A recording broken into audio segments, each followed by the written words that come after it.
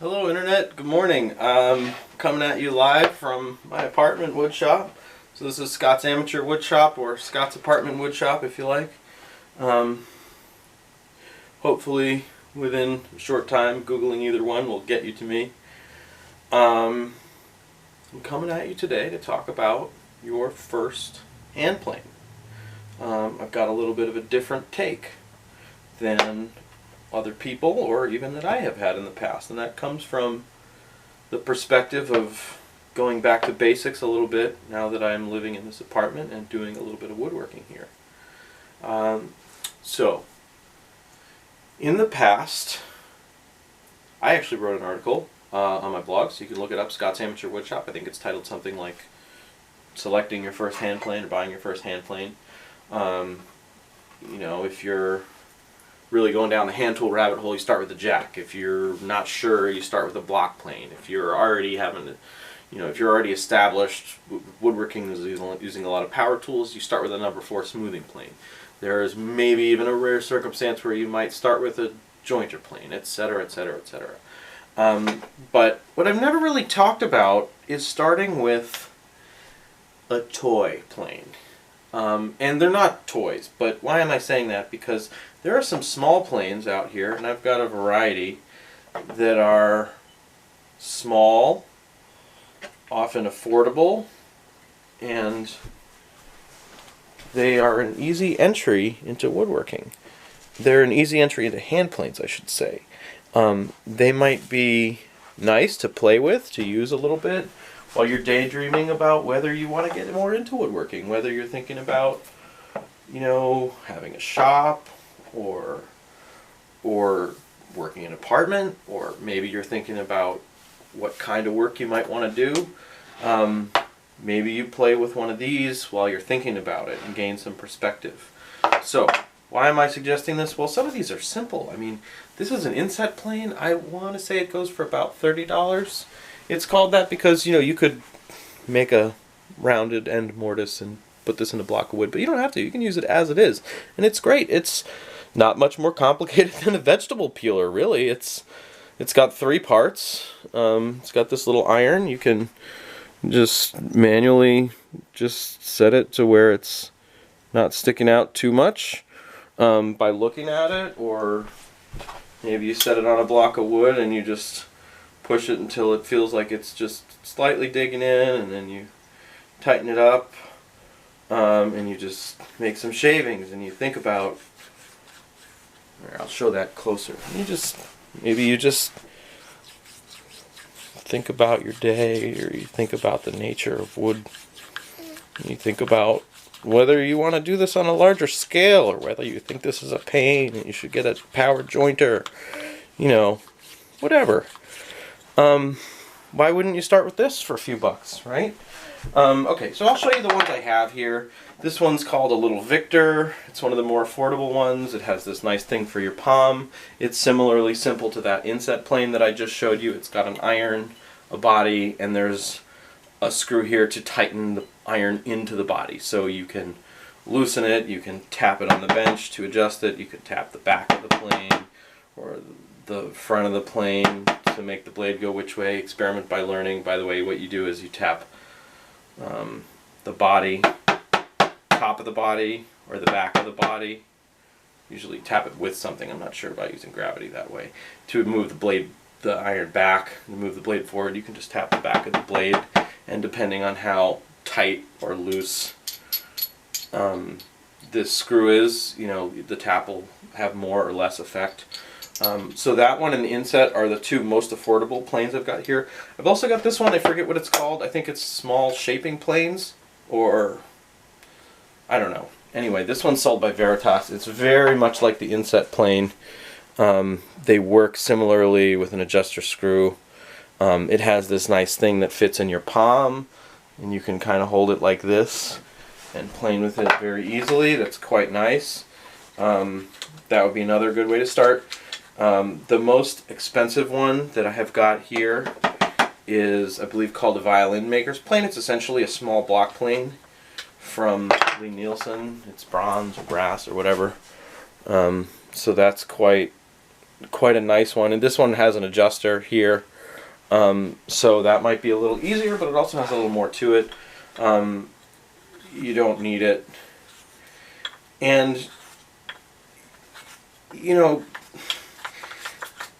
simplicity pays a lot of dividends. You know, you might miss the adjuster, but you might not know or care what an adjuster is yet. And something like this, these screws are actually reverse threaded because it's more natural. You're actually tightening the blade into place clockwise to tighten. That feels natural. But if you want to take it out, you twist it a little to loosen, and then you slide it till it matches up with the hole, and then it feels like you're tightening it, but what you're actually doing is lifting up this screw, and instead of going up against the iron to wedge it in place, it slips out of that little hole. I'll show you that just close up, where that came from and how that works, right? So then you can take the iron out. I keep calling it a blade. Please don't crucify me for that. You can call it either. I think technically iron is more correct. But it is a blade. Who are we kidding, right? So I've got my little sharpening kit here, which I've mentioned in another video.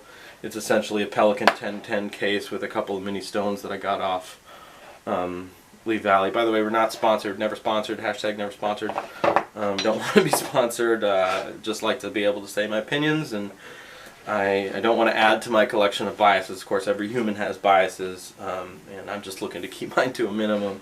So, a little blade like this, it's, you know, sharpening can perhaps be a more casual affair. I'm just going to balance this, lock in my angle. I can see in the surface tension of the water when the edge is just touching down, because of course if you're not taking away material at the edge, you're basically just wasting time, unless you're trying to reshape the blade. Alright, going to polish the back.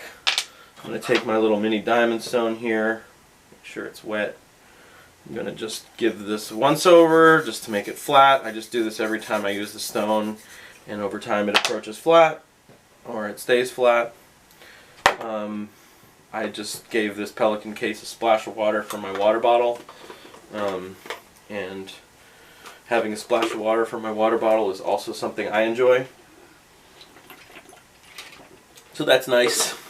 It keeps it simple. One for me, one for the sharpening kit, that sort of a thing. Alright, so I'm going to wipe my blade off with this little washcloth that I keep in the sharpening kit there. I'm going to wipe my work surface. I just don't want to leave water on it. Okay, make sure this blade though is good and dry. This iron. Stick it back in here. Should put some oil on it. Gosh, well, I don't have the best thing, but I don't want to set a bad example, so what the hell. I'm going to take this Butcher Block conditioner, which is a mixture of oil and wax. That's certainly fine for a plain body. I'm just going to put a drop in there since this is so small. Look, I'm doing plane maintenance. It's not that hard. I'm not going to be overly fussy about it. I mean, heck, this thing only costs $25, and I am taking care of it. This is not crappy maintenance. This is, you know, I put some oil or wax in there. That's hydrophobic. It's going to help. And, you know, it's small and easy to pay attention to and make sure rust is not developing.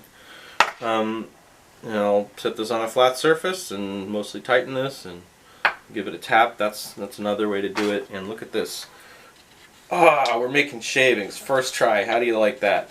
So, this is why I would recommend this. Perhaps before you're even thinking about getting a hand plane, you know, maybe someone gives you this as a gift. Maybe you give one of these as a gift to someone else. And you can just think about it, right? So if you're really talking about a first hand plane, this would be my idea. I got this idea, by the way, because I was shaping a chair seat with this double convex Little Victor, which is also a fantastic tool. And my kid, who's almost 2 years old, picked up this one and just started moving it across his tabletop. And he wasn't really doing anything, but it just occurred to me that you know, oh my God, it was so sweet. It's so adorable. But it just occurred to me that the act of just like picking up something like this and moving it across a piece of wood is not that hard. It's not that complicated. And if you start small, it doesn't even have to be that expensive. So that's enough rambling for me. That's kind of my thought for the day. And what else is there to say? Okay, so there's buttons below the video, as I'm sure you know. Use them if you wish, or don't. That's really your decision. And I hope you enjoyed this video. I hope you want to come back to Scott's Amateur Wood Shop, Scott's Apartment Wood Shop, and hear what I have to say again. And in the meantime, I hope you do something fun, creative, educational, and I hope you enjoy it, and I hope you have a great day. Goodbye for now.